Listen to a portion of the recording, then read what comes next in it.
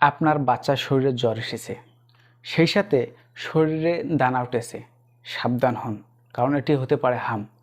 আজকের ভিডিওতে আমরা জানব হামের লক্ষণসমূহ। হাম সাধারণত জ্বর দিয়ে শুরু হয়, যা অন্যান্য ভাইরাল ফিভারের মতোই দেখা দেয়, কিন্তু এতে কিছু স্পেসিফিক পরিবর্তন লক্ষ্য করা যায়। কারণ এই জ্বর সাধারণত 100 থেকে 104 ডিগ্রির মধ্যে ওঠানামা করে এবং বাচ্চা অতিরিক্ত দুর্বল হয়। দ্বিতীয় লক্ষণ হলো বাচ্চার নাক দিয়ে পানি পড়া, কাশি এবং চোখ লাল হয়ে যাওয়া। অনেক সময় চোখ দিয়ে পানি পড়ে, এগুলো হামের অন্যতম লক্ষণ।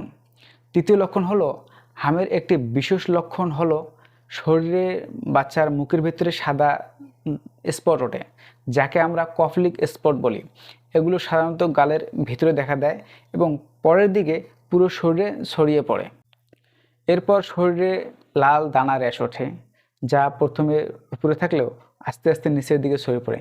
এই লক্ষণগুলো দেখা দিলে আর দেরি না করে আপনার বাচ্চাকে অতি সত্বর নিকটস্থ হাসপাতালে নিয়ে যান এবং একজন বিশেষজ্ঞ ডাক্তারের পরামর্শ অনুযায়ী চিকিৎসা সম্পন্ন করুন। ধন্যবাদ সবাই।